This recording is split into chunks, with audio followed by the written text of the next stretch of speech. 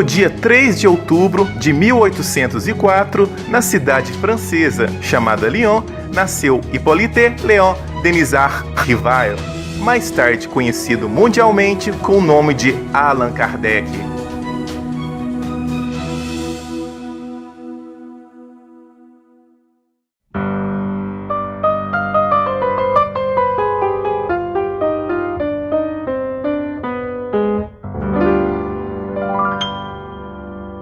Na cidade de Lyon, na Rua Sala, número 76, foi o local onde Allan Kardec morou com seus pais.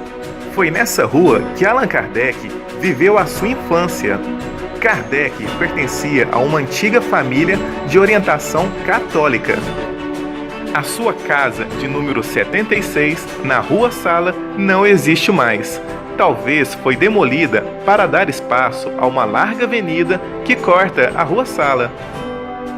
Desde cedo, o jovem francês começou a estudar no renomado Instituto Yverdon, na Suíça. O Instituto Yverdon foi idealizado e dirigido por Pestalozzi, um dos pedagogos mais influentes do mundo até hoje.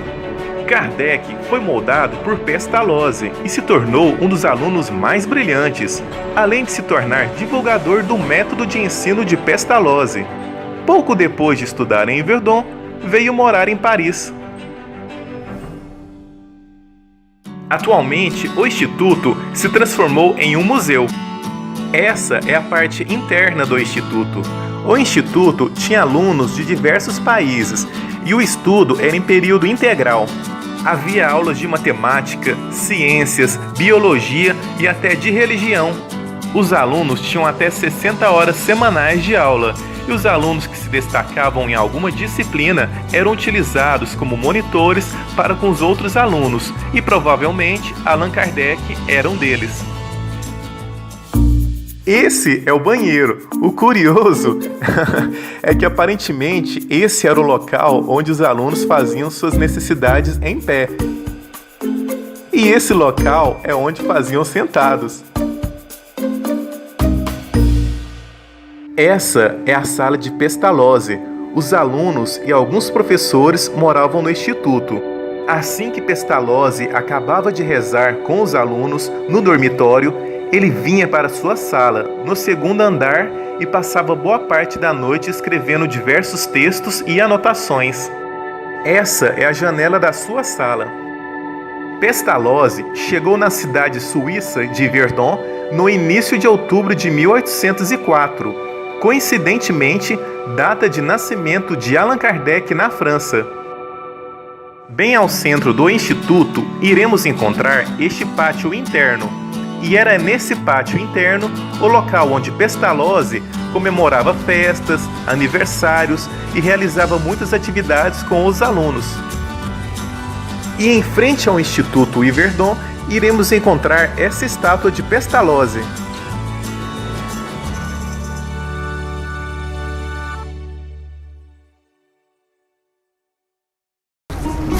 Meu nome é Fernando. E o meu é Mariana. Iremos mostrar para vocês, aqui em Paris, alguns locais onde Allan Kardec atuou no espiritismo, viveu e desencarnou.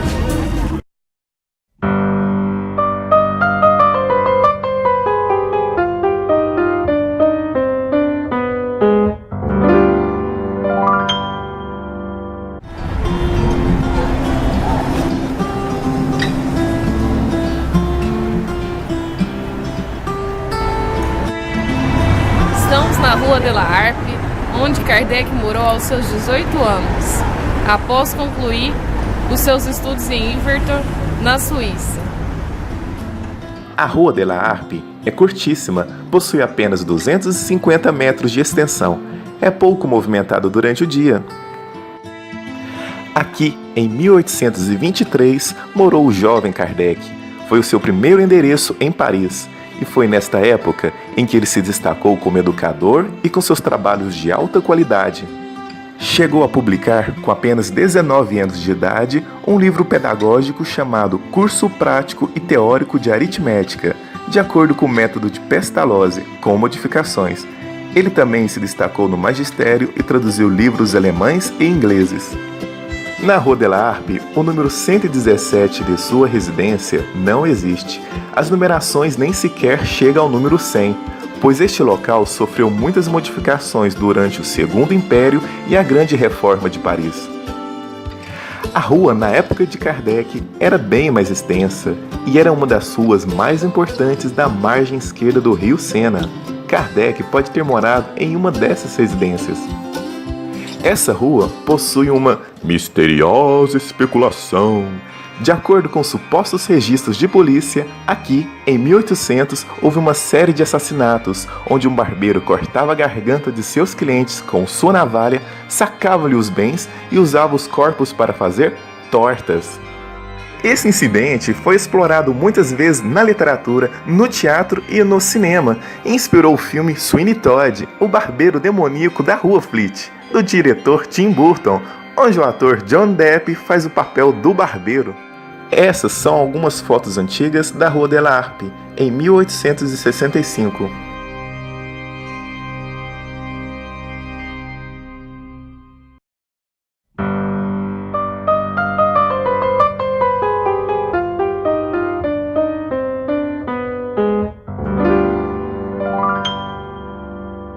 Kardec teve grandes planos para o progresso da educação na França, escreveu renomados livros didáticos e pedagógicos, lecionou e dirigiu uma escola de primeiro grau aos 21 anos de idade. Em 1826, aos 22 anos, com a ajuda financeira de um tio materno, criou em uma área nobre de Paris, na Rua de Sèvres, número 35, o Instituto Técnico Rivail. Os princípios fundamentais do Instituto basearam-se na obra do mestre Pestalozzi, que morreria um ano depois, em 1827. Kardec chegou a lecionar aqui, durante 5 anos, cursos gratuitos de Química, Física, Astronomia e Anatomia comparada a alunos pobres da vizinhança. O Instituto não existe mais e nem possui o visual da época. Ele se transformou neste prédio e a rua é bastante movimentada. Veja que em frente do prédio há muitas árvores, pois há um parque simples, pequeno e agradável. Essas são algumas fotos do parque. Veja ao fundo o prédio onde foi o Instituto. E essa é uma foto aérea do parque. O tio de Kardec foi quem financiou o Instituto. Ele era viciado em jogos e acumulou dívidas muito altas. Desesperado, acabou pedindo de volta o dinheiro investido no Instituto e Kardec aceitou o pedido e devolveu. Como não tinha dinheiro suficiente, teve que vender o Instituto. Essas são algumas fotos antigas da Rua Sèvres do ano de 1900.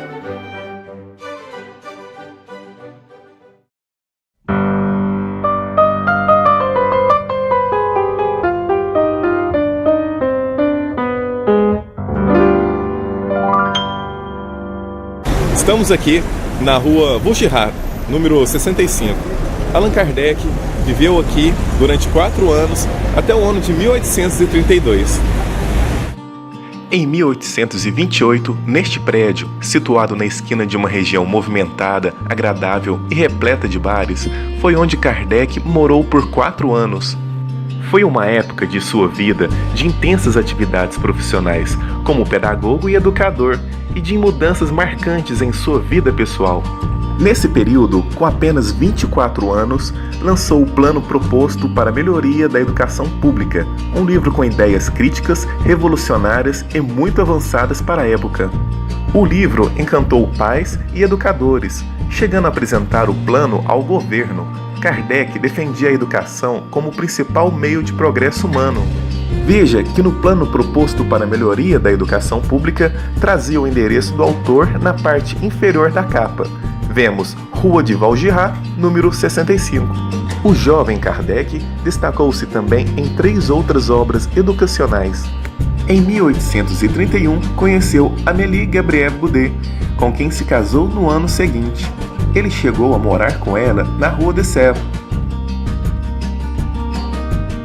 Hoje, a residência na Rua de Vaugirard se transformou em uma espécie de bar-restaurante, onde servem café da manhã, almoço, café da tarde, jantar e bebidas.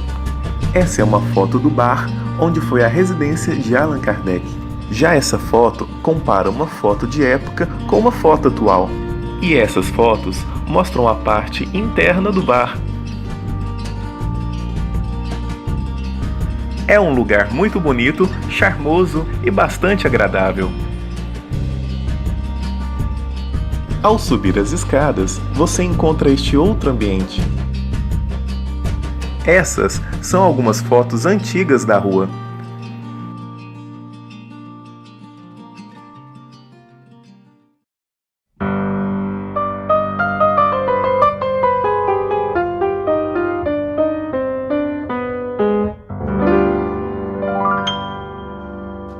Em 1853, a Europa estava dominada por uma grande novidade chamada mesas girantes.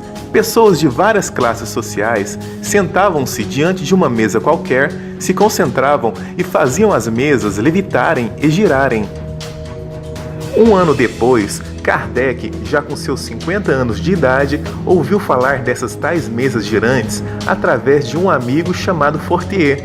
Kardec tinha um olhar científico, era cético com relação a espíritos, fenômenos sobrenaturais, reencarnação, e por isso não deu atenção a este assunto. Algum tempo depois, Kardec foi convidado para assistir a uma das sessões com mesas girantes na residência da senhora Pleine-Maison. A residência dela se situava nessa rua chamada de la Grange Batelière, número 18. E foi aqui, na residência dela, que Kardec presenciou as mesas girando no ar, respondendo perguntas através de pancadas e ensaios de escrita mediúnica onde se utilizava um lápis fixado em uma cesta.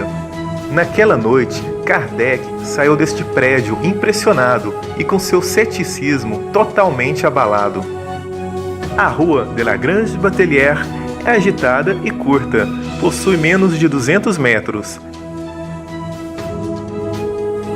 Essa movimentação de pessoas na porta são os pais buscando seus filhos, pois ao lado se transformou em uma escola infantil.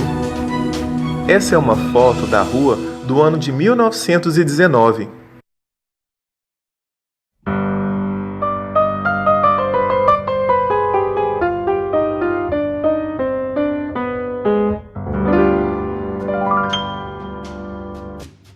A chuva foi aumentando e, para não molhar a minha câmera, cortamos caminho por um beco comprido e sombrio, que por coincidência saímos em cima do local desejado, que é este apartamento na rua de Rochechouart. Quando Kardec presenciou o fenômeno das mesas que giravam no ar, ficou com seu ceticismo abalado e começou a frequentar as reuniões semanais neste apartamento do Sr. Baudin, para estudar a sério o fenômeno, sendo médium as crianças Julie Baudin, de 14 anos de idade, e sua irmã Caroline, de 16 anos. Ao estudar a fundo o fenômeno, comprovou para si mesmo que não era truque de mágicas ou fraudes, e descobriu que eram forças inteligentes, que eram espíritos que faziam as mesas girarem. Kardec presenciou também diversas respostas ditas por essas mesas que saltavam e giravam. A maioria da sociedade parisiense buscavam dessas mesas diversão, respostas fúteis, previsões de futuro, amor, dinheiro, enquanto Kardec buscava um olhar crítico, lógico e científico, fazendo perguntas sérias, sábias e profundas. Ele então começou a perceber a rica filosofia que surgia através dos espíritos que respondiam utilizando as mesas como ferramentas primitivas de comunicação. O nome verdadeiro de Allan Kardec era Rivaio. Todos conheciam ele como Professor Rivaio. Ele preferiu adotar o nome fictício Allan Kardec para separar os seus trabalhos espíritas de seus famosos e respeitados trabalhos pedagógicos, acadêmicos e científicos anteriores. Além disso, como não considerava autor das obras espíritas, pois a autoria pertencia aos espíritos comunicantes, ele, de maneira ética e humilde, preferiu abrir mão de seu nome e adotar o pseudônimo de Allan Kardec. Sendo assim, ele continuou a usar o nome Rivaio em suas obras educacionais e passou a usar o pseudônimo Allan Kardec para as obras espíritas. O nome Allan Kardec era o nome que ele possuía em uma de suas vidas passadas, quando ele tinha sido um sacerdote druida da civilização celta. Essa revelação foi dada pelo espírito chamado Zéfiro em uma das reuniões espíritas feitas aqui. Foi aqui então que surgiu o pseudônimo Allan Kardec. Este mesmo espírito, o espírito Zéfiro, disse também ser protetor de Kardec e de Baudin. Aqui também foi palco de outra comunicação de grande relevância. Foi onde o espírito chamado de A Verdade se apresentou a Kardec. Este grandioso espírito era o responsável por coordenar o grupo de espíritos que se comunicava com Kardec. Essa é a entrada do prédio. As reuniões aconteciam no apartamento de número 7. Vejam que as portas ficam trancadas, pois quem tem acesso são somente os moradores. Se esses moradores soubessem que esse apartamento esteve repleto de espíritos, com certeza iriam morrer de medo de morarem aí. O prédio está com aspecto fantasmagórico, todo coberto de branco, pois estão restaurando. Essas são algumas fotos de como ele era antes da reforma. Fora do principal eixo turístico de Paris, a Rua de Rochechouart preserva a bela arquitetura de prédios antigos. E essa é uma foto da rua do ano de 1920.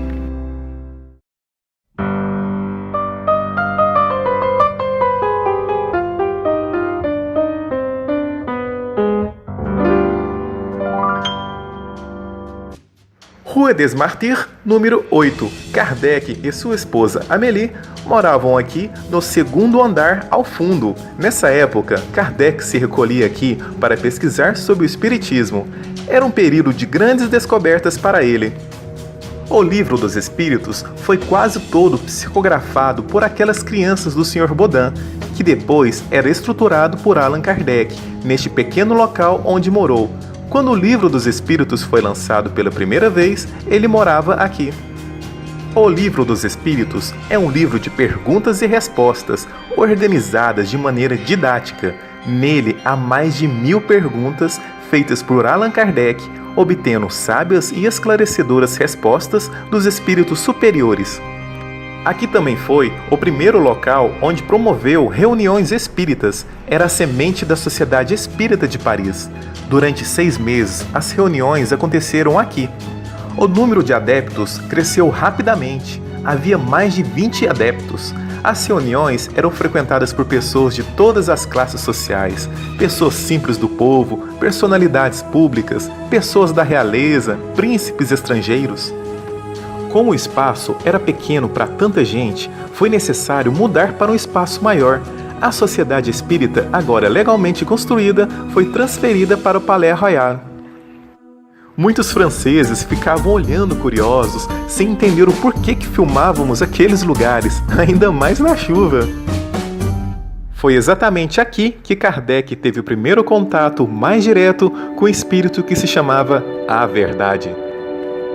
Na época em que Kardec desenvolvia o Livro dos Espíritos, ele estava aqui em seu gabinete, desenvolvendo os textos durante a noite, quando surpreendeu-se ao ouvir leves pancadas na parede que o separava do cômodo ao lado. Ele não deu muita atenção a esses barulhos e, de repente, as batidas intensificaram e mudaram de lugar. Kardec levantou-se para investigar a causa.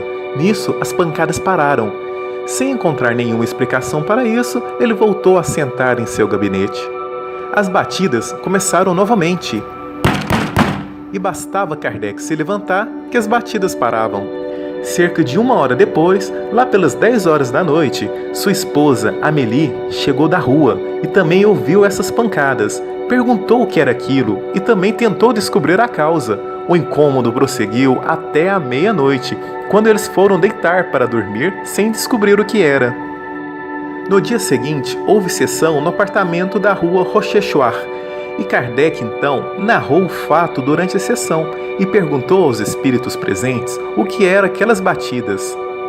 Então, os espíritos responderam que as batidas eram causadas por um espírito que lhe era familiar e que gostaria de se comunicar com ele, e que esse espírito familiar se chamava A Verdade. O grandioso espírito de A Verdade não quis revelar seu verdadeiro nome. Não era por estas janelas que Kardec olhava a cidade. O apartamento ficava ao fundo. No momento em que filmávamos, vimos que a porta não estava trancada. Se isso foi coincidência ou ajudinha espiritual, não sabemos. Mistério! Só sei que aproveitamos a situação e nos aventuramos a entrar rapidamente no local.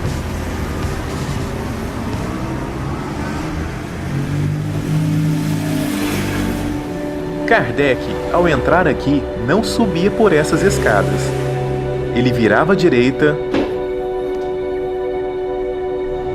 chegava nesse pátio ao fundo, entrava por esta porta e subia até o segundo andar, que era o andar onde morava. O espírito de A Verdade se comunicou com Kardec diversas vezes, deixando belas mensagens, e foi o espírito de A Verdade o responsável por coordenar o grupo de espíritos que se comunicavam com Allan Kardec. Então foi aqui, neste local, onde o espírito A Verdade comunicou-se com Kardec, através de pancadas naquela noite. Essas são fotos antigas mostrando como essa rua era no século XIX, algumas décadas após a morte de Allan Kardec. Já essas fotos mostram fotos antigas sendo comparadas com as atuais.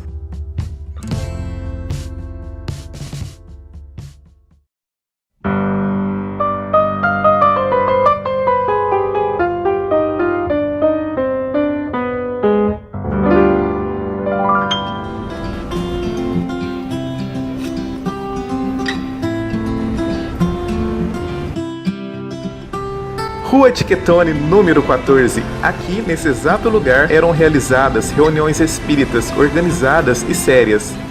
E nesse prédio, de número 14, Kardec encontrou a seriedade e a ordem que tanto buscava nas reuniões. Aqui foi um dos alicerces de Kardec na elaboração de O Livro dos Espíritos. Kardec já estudava as comunicações de espíritos em sessões no lar da família Bodin.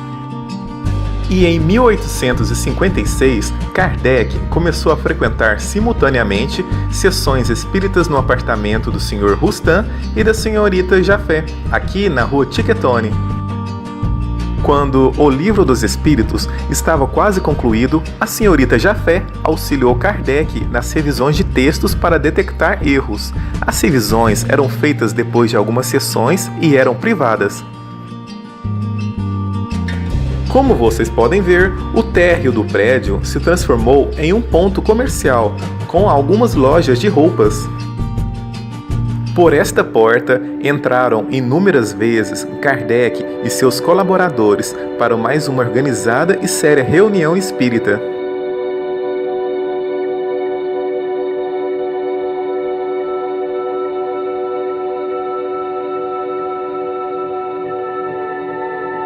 Ao atravessar a porta, você caminhará por este pequeno corredor. A Rua Tiquetone é uma rua pequena, estreita e movimentada. Essa rua também foi endereço de D'Artagnan, um dos mosqueteiros do romance Os Três Mosqueteiros. Alguns historiadores acreditam que os mosqueteiros realmente existiram. Alguns dizem que ele morou no número 16, onde há essa porta verde, por cima dessa loja de roupas. Se isso for verdade, ele era vizinho do Sr. Rustan e da Senhorita Jafé, onde ocorriam as sessões espíritas juntamente com Kardec. Essas são algumas fotos dessa rua do ano de 1907, comparadas com algumas fotos atuais.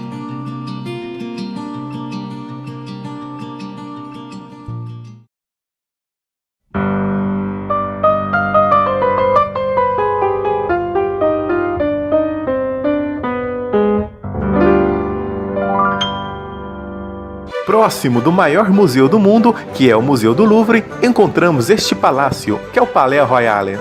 O Palais Royal é um dos mais importantes edifícios históricos de Paris. No passado, foi residência real. E hoje, o palácio abriga o Conselho de Estado, o Conselho Constitucional e o Ministério da Cultura. No centro do palácio há um belo e grandioso jardim de quase 21 metros quadrados. Em frente ao jardim, vamos encontrar a Galeria de Orleans, onde no estabelecimento de número 13 houve um marco importante no espiritismo. Foi aqui, no Palais Royal, onde Allan Kardec apresentou o Livro dos Espíritos aqui na Galeria de Orleans. A Galeria de Orleans, do Palais Royal, era toda coberta com uma bela e charmosa cobertura translúcida, provavelmente de vidro, como vocês podem ver nessas imagens antigas. Essas são imagens da cobertura vistas por dentro da Galeria de Orleans. Nessa mesma galeria havia diversos estabelecimentos comerciais. E no estabelecimento de número 13 havia uma livraria chamada Danty, e foi nessa livraria onde o Livro dos Espíritos foi lançado pela primeira vez num sábado de primavera, no dia 18 de abril de 1857.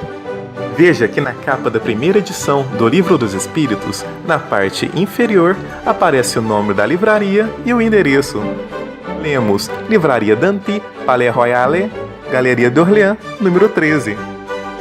No dia do lançamento do Livro dos Espíritos, Kardec ficou muito feliz ao saber que foram vendidos 50 exemplares pela manhã.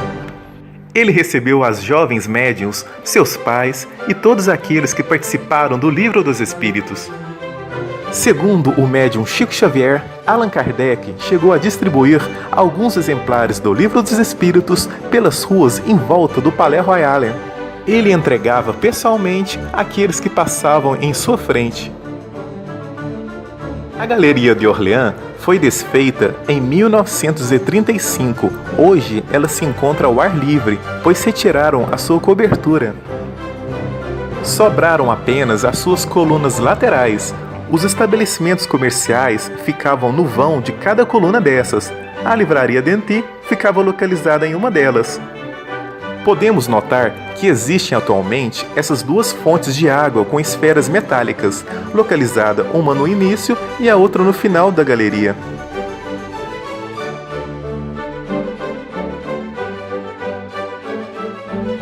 Essa foto compara uma foto antiga com uma foto recente. Reparem a ausência da cobertura e dos estabelecimentos comerciais. Sobraram apenas as colunas laterais. Após a publicação do Livro dos Espíritos, Kardec começou a realizar, às terças-feiras, em seu apartamento na rua des Martyrs, reuniões de estudos espíritas. As reuniões eram frequentadas por pessoas de todas as classes sociais, das mais simples a membros da realeza. Era frequentada também por pessoas famosas da sociedade, nascendo assim a Sociedade Espírita de Paris.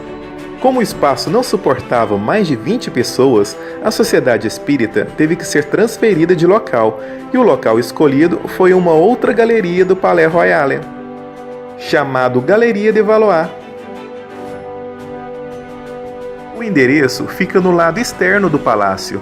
Basta sair do palácio, caminhar pela estreita rua de Valois e encontrar o número 35.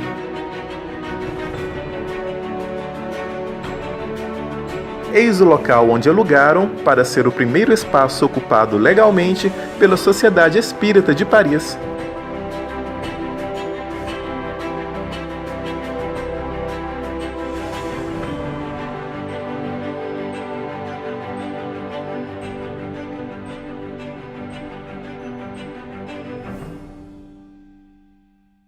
O Palais Royal era considerado um grande marco histórico da Europa, pois era um grande centro cultural e comercial. Foi por isso que Allan Kardec escolheu aqui para lançar o Livro dos Espíritos e fundar o primeiro centro espírita do mundo, que era a Sociedade Espírita de Paris. Por isso, podemos dizer que o Palais Royal foi um grande marco para os espíritas e um berço do espiritismo. A Sociedade Espírita esteve na Galeria de Valois durante um ano. Em 1859, eles mudaram para um outro local do Palais Royal, novamente para uma outra galeria. E essa galeria se chamava Montpensier.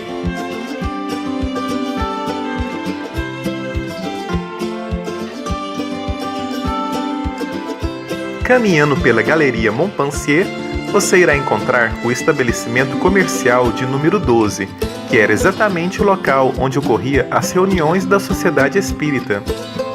O grupo passou a usar um dos salões do restaurante Duix. Hoje, o local é ocupado por essa boutique. Aqui dentro ocorria as reuniões, discussões, orações, o aprendizado, a voz e pensamentos de Allan Kardec. Essa é uma pintura antiga da galeria. E essa é uma foto recente. Já essa foto compara a antiga com a atual.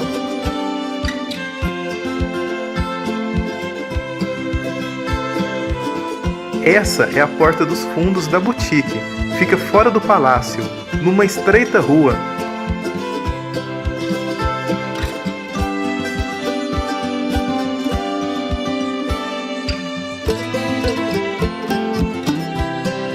Neste endereço, a Sociedade Espírita esteve também por 1 ano e passou então para a Rua Sainte-Anne.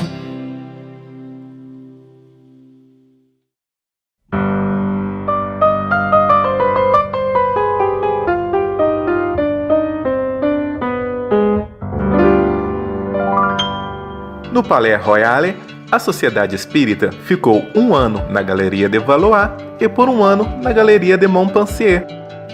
E em 1860, a Sociedade Espírita transferiu-se para a Rua Sainte-Anne.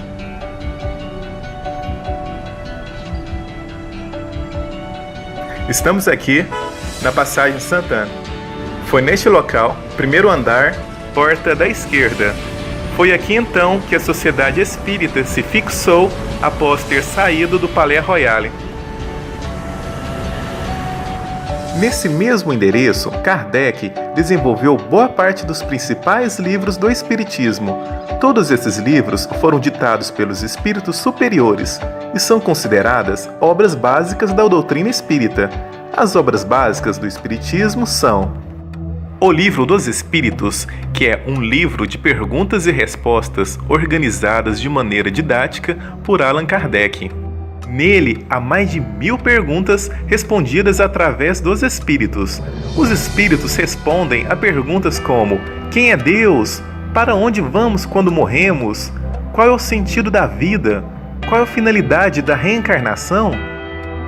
O Livro dos Médiuns é uma espécie de manual para todos aqueles que queiram participar das atividades mediúnicas, reeducar a sua mediunidade ou simplesmente queiram conhecer a natureza e os mecanismos da mediunidade.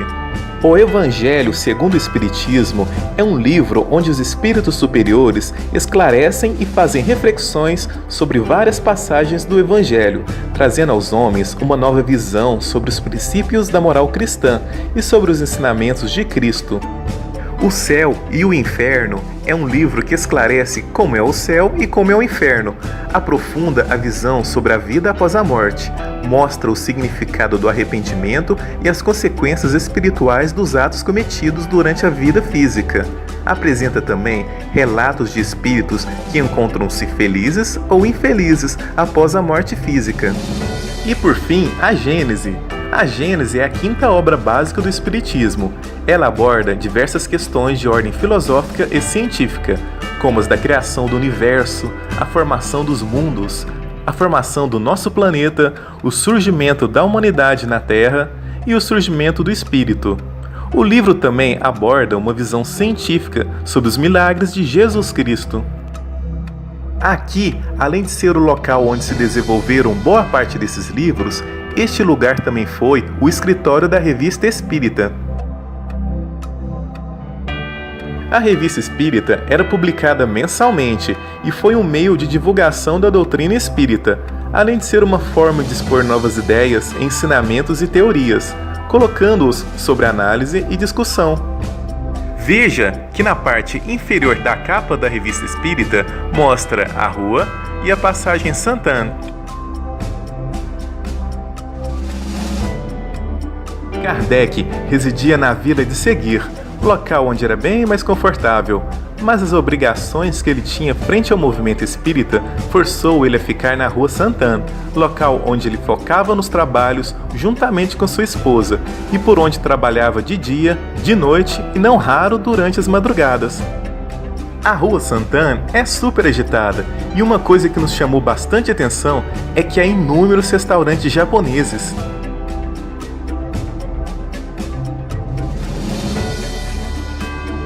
Não era por essas janelas que Allan Kardec olhava. O seu apartamento ficava na parte interna. A entrada de seu apartamento ficava dentro dessa passagem. A passagem Santana é um corredor coberto entre dois prédios. Kardec passava por essa passagem para chegar na entrada de seu apartamento. Não só Allan Kardec passava por esta passagem, mas também passava a sua esposa Amélie Boudet, Delane e muitos outros ilustres personagens do Espiritismo. Ele virava aqui. Passava por esta porta, que é a entrada do seu apartamento,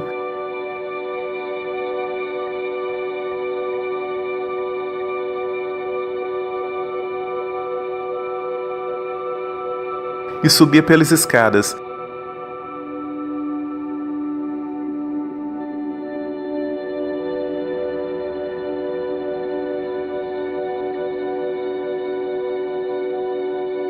Até chegar ao primeiro andar. Este é o local onde morou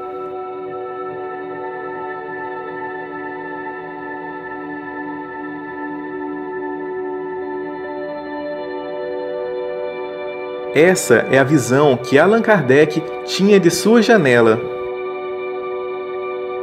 Kardec tinha uma visão por cima da passagem Santana. Essa estrutura é o teto da passagem Santana e fica na entrada do seu apartamento por onde subimos.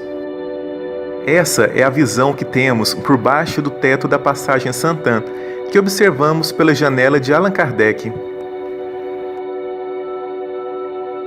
Kardec morava aqui quando ocorreu em 1861 o Auto de Fé de Barcelona, um golpe frustrado contra o espiritismo, onde a alfândega espanhola barrou uma encomenda de 300 exemplares de livros espíritas e os enviou ao bispo de Barcelona, onde este os classificou como imorais e contrários à fé católica, e queimou todos os livros em uma grande fogueira na esplanada da cidade de Barcelona, local onde eram executados os criminosos.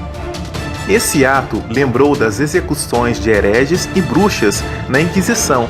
O incidente em Barcelona produziu uma ação contrária, pois estimulou a curiosidade, aguçando ainda mais as pessoas a comprarem e lerem esses livros. Aqui também foi o palco de uma grande tristeza.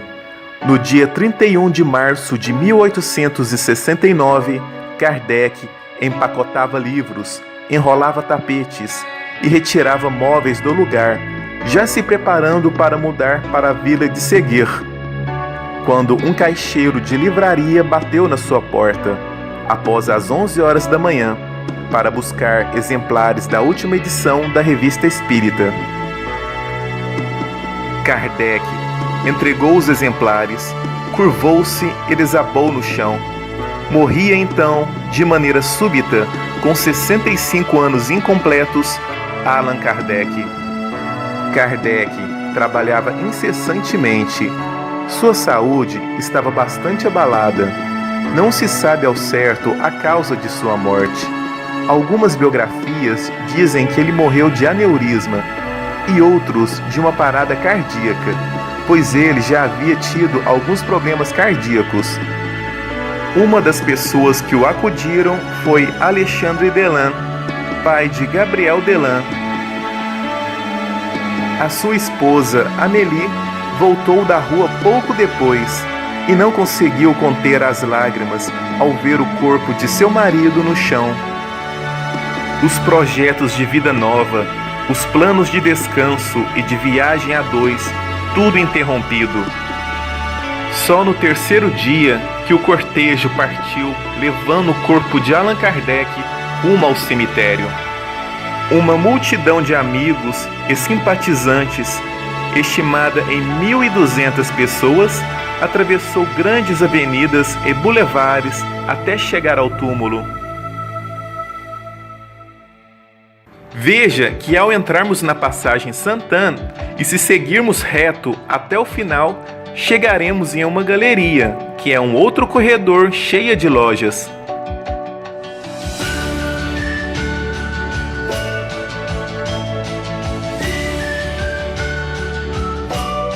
Essa foto antiga mostra como era essa galeria no ano de 1900. Já essa imagem compara uma foto antiga com uma foto atual. E essa é uma foto antiga da Rua Saint-Anne.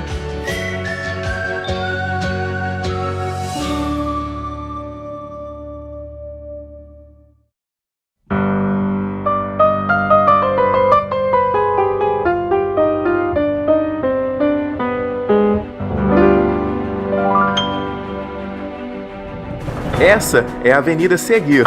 É uma avenida larga, com várias pistas, bem arborizada e bonita. Está localizada em um ponto nobre de Paris.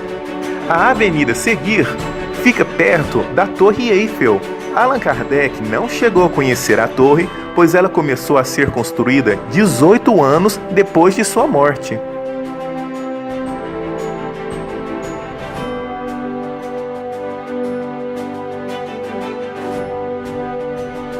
Na Avenida Seguir, iremos encontrar este pequeno beco chamado Vila de Seguir. Na entrada deste beco, há este prédio, que na época era um lote que Allan Kardec havia comprado. Ele tinha planos para construir 6 pequenas casas no terreno, para abrigar a redação da Revista Espírita, biblioteca e museu espírita. Ele também pretendia morar aqui definitivamente, assim que saísse da Rua Saint-Anne, mas desencarnou antes de se mudar para cá. Neste mesmo local, Allan Kardec tinha planos para construir um asilo para defensores indigentes do espiritismo durante a velhice. Podemos dizer, então, que este local corresponde a uma parte triste da vida de Kardec, com sonhos e planos abortados repentinamente devido à sua morte.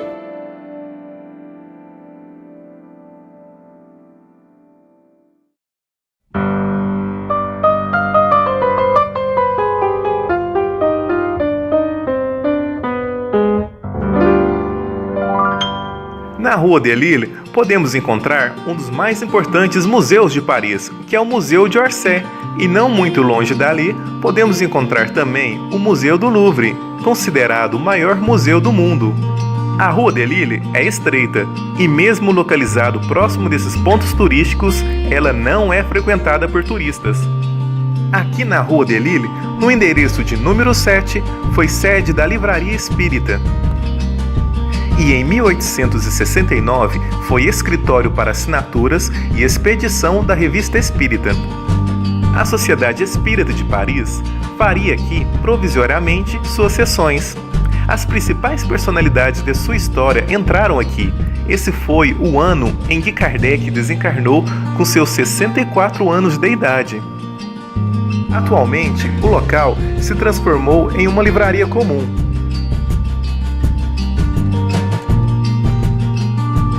Um pouco mais à frente, no número 23 da Rua de Lille, vamos encontrar o local onde o filósofo e revolucionário socialista Karl Marx viveu em 1846. E um pouco mais adiante, no número 69, o escritor Stendhal viveu por 3 anos. Essa é uma foto antiga da rua do ano de 1905.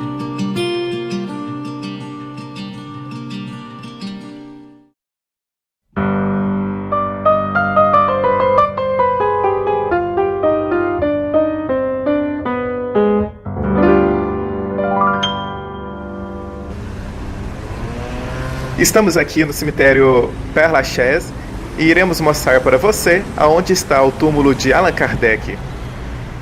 Este cemitério é considerado o maior de Paris e o mais visitado do mundo, recebendo mais de 2 milhões de pessoas por ano. O cemitério foi inaugurado em 1804, coincidentemente, ano de nascimento de Allan Kardec. Era a época de Napoleão Bonaparte. O nome Père Lachaise significa Padre Lachaise. Esse padre foi confessor do rei XIV da França e viveu em uma casa no local da capela.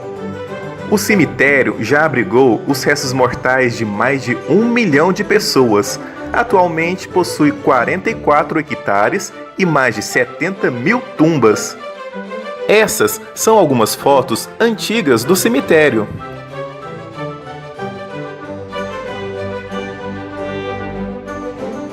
O cemitério atrai turistas do mundo todo devido à sua rica arquitetura e principalmente por abrigar os restos mortais de grandes personalidades de renome mundial.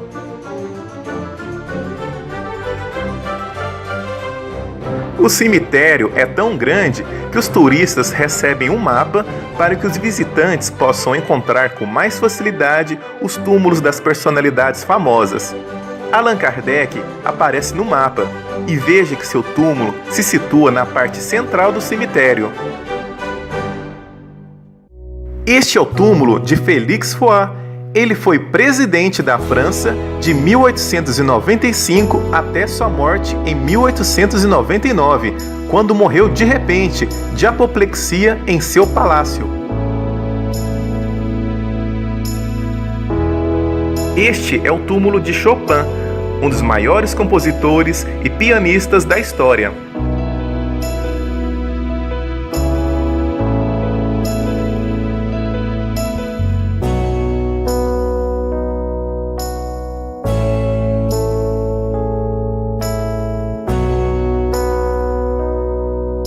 Este é o túmulo de Delacroix, o mais importante pintor do romantismo francês.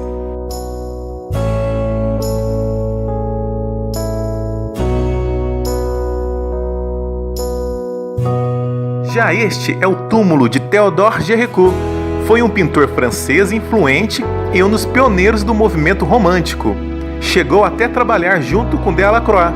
Após uma tentativa de suicídio, o pintor voltou a Paris, onde poucos meses depois, vítima de um acidente, acabou morrendo cedo, aos 32 anos. Este é o túmulo de Vivadenois. Foi um artista francês, escritor, diplomata, autor e arqueólogo. Ele foi nomeado primeiro diretor do Museu do Louvre por Napoleão, após a campanha egípcia de 1798 a 1801. Aqui é o túmulo do Jim Morrison, líder da banda The Doors e um dos maiores cantores de rock da história.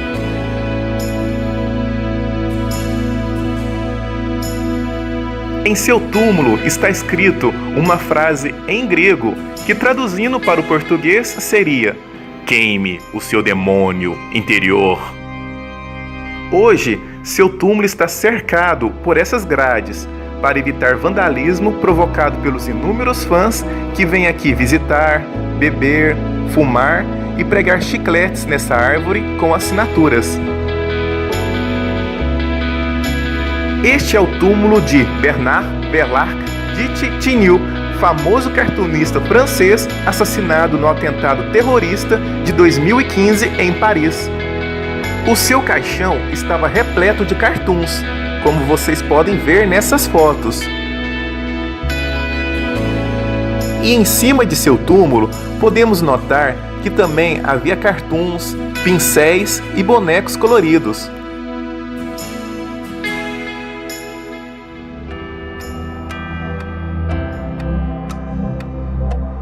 Este é o túmulo de Rufina Noguerat. Ela nasceu em 1821 na França. Casada com um médico hipnólogo, presume-se que foi através dele que ela foi iniciada no conhecimento do magnetismo animal e do sonambulismo magnético. Com a morte do seu marido, ela tentou entrar em comunicação com ele, o que a levou ao espiritismo.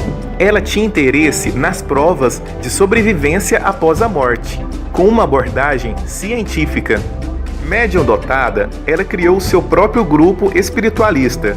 Participavam deste grupo pessoas importantes da sociedade, seguidores do espiritismo e pessoas que quisessem aprofundar a sua paixão pelas ciências espíritas. Suas qualidades morais, suas bondades naturais e inesgotáveis caridades que lhe deram o apelido de Bona Maman, que significa boa mãe. Com 76 anos de idade, publica a sua principal obra espírita, La Survie, que traduzindo significa a sobrevivência. O prefácio dessa obra é do cientista espírita, astrônomo e pesquisador psíquico Camille Flammarion. Seguidor e amigo de Allan Kardec, o astrônomo proferiu um longo discurso em homenagem a Kardec em seu enterro, afirmando que Kardec era o bom senso encarnado e que o espiritismo não é uma religião, mas sim uma ciência, ciência da qual conhecemos apenas o ABC.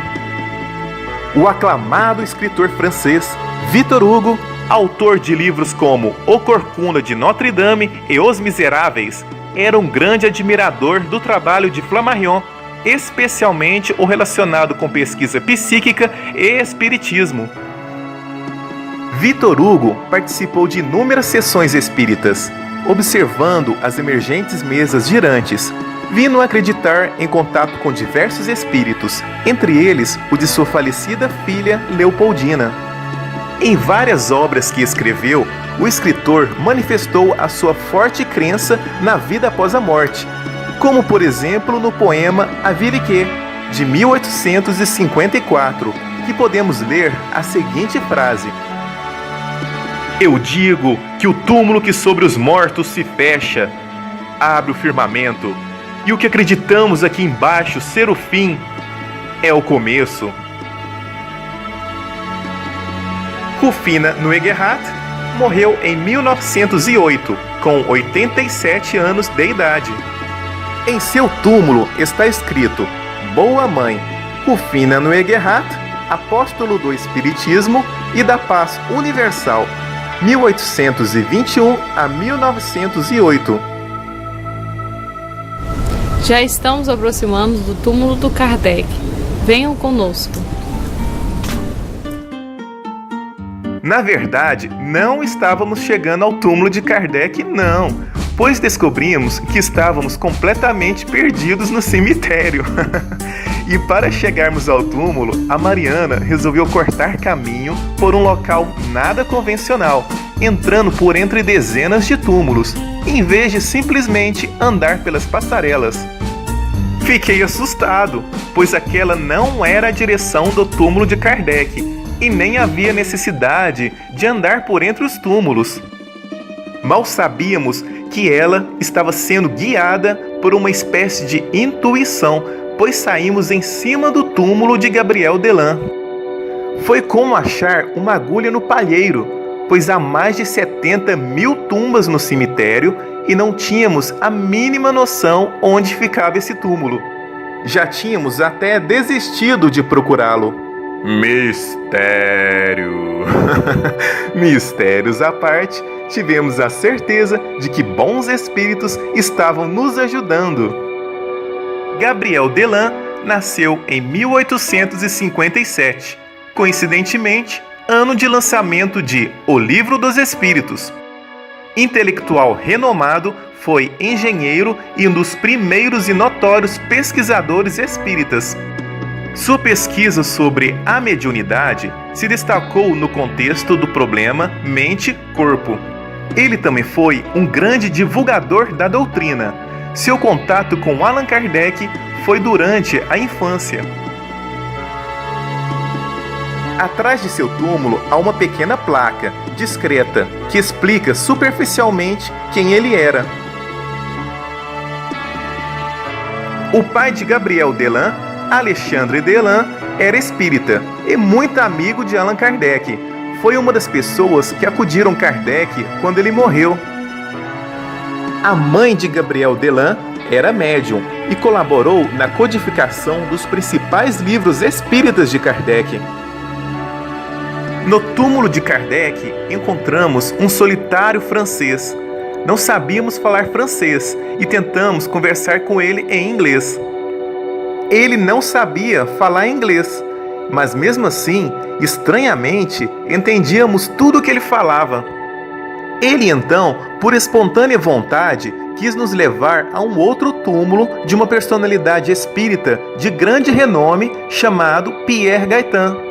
Mal ele sabia que estávamos com dificuldades em achar este túmulo também. Ao chegarmos no túmulo de Pierre Gaitan, o misterioso guia desapareceu quando estávamos distraídos. Mistério! Sendo ele um espírito ou não, essa foi mais uma prova que estávamos sendo ajudados pela sorte ou pela espiritualidade. Enfim, este é o túmulo de Pierre Gaitan Lemarie. Pierre Gaitan Lemarie foi um grande divulgador do espiritismo. Ele deu continuidade à obra de Kardec. Com a morte de Kardec, passou a exercer as funções de redator-chefe e diretor da Revista Espírita e gerente da Livraria Espírita. Ele também esteve envolvido em um escandaloso e polêmico caso de fotografias de materializações de espíritos. Em sua lápide está escrito: seguidor de Allan Kardec e continuador de sua obra.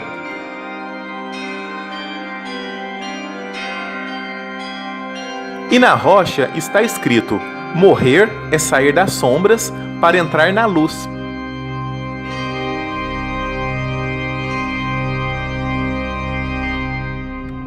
Antes de Allan Kardec desencarnar, sua saúde já estava abalada, mas não apenas por excesso de trabalho. Ele vinha sofrendo com traições dentro do meio espírita, enfrentava adversários ferrenhos da igreja e da imprensa, passou até por dificuldades financeiras. Kardec sofreu uma morte súbita aos 64 anos de idade, no dia 31 de março de 1869. Foi enterrado no dia 2 de abril.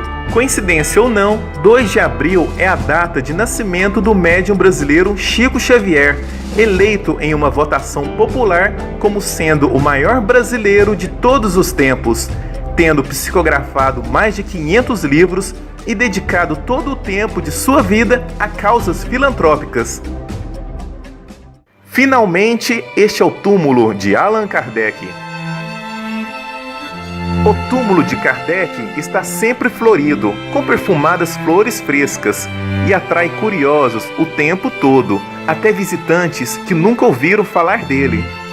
Notamos que os túmulos das personalidades espíritas são sempre os mais floridos. Veja que a construção de seu túmulo foi inspirado em monumentos druídicos.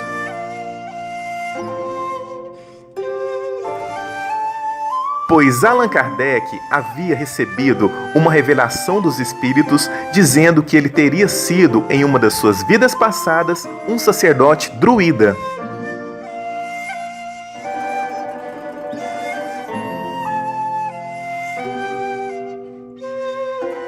Essa foto compara a arquitetura druida com o túmulo de Allan Kardec.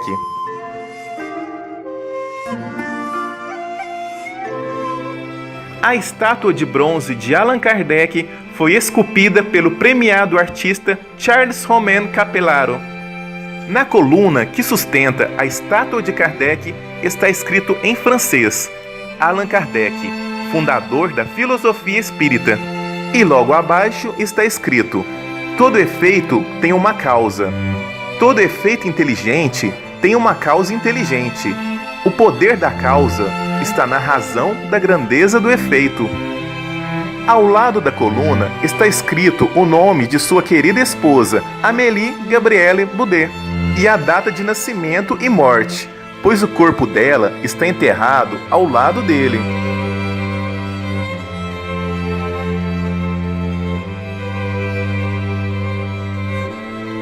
Amélie Gabrielle Boudet Foi professora de letras, belas artes, poetisa e artista plástica, publicando inclusive vários livros. Foi também uma grande incentivadora e divulgadora do espiritismo. Allan Kardec chamava ela carinhosamente de Gabi. Após o falecimento de seu esposo em 1869, assumiu todos os encargos necessários à gestão do espiritismo na França e no mundo.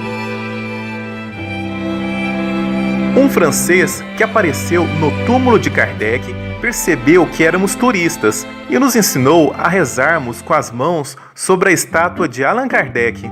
Tivemos que repetir este costume cada vez que aparecia um francês por lá, pois todos eles pediam para fazer o mesmo. Não sabíamos falar em francês para explicar que já havíamos orado e tocado na estátua, e se não fizéssemos o que haviam pedido, eles achavam ruim. Já estávamos repetindo essa ação pela terceira vez, e quando chegou o quarto francês, saímos de lá rapidinho e voltamos quando não havia mais ninguém. Descobrimos que na parte de trás do túmulo de Allan Kardec há uma pequena placa discreta. Veja só. E na parte superior da placa explica superficialmente quem ele era. O curioso é que no final da placa há uma recomendação da União Espírita Francesa que pede que os visitantes respeitem o local, evitando atitudes místicas da idolatria e fanatismo, sem imposição de mãos na estátua de Kardec, sem pedidos deixados por escrito, sem ajoelhar-se, sem deixar velas ou objetos como se fosse um altar. Estar diante do túmulo de Allan Kardec foi uma experiência marcante para nós e sentimos uma emoção muito forte ao percorrermos todos os endereços onde Kardec esteve. E encerraremos esta jornada com uma notável frase que se encontra cravada no alto do túmulo de Kardec, na qual a tradução seria: nascer, morrer, renascer novamente e progredir sempre. Tal é a lei.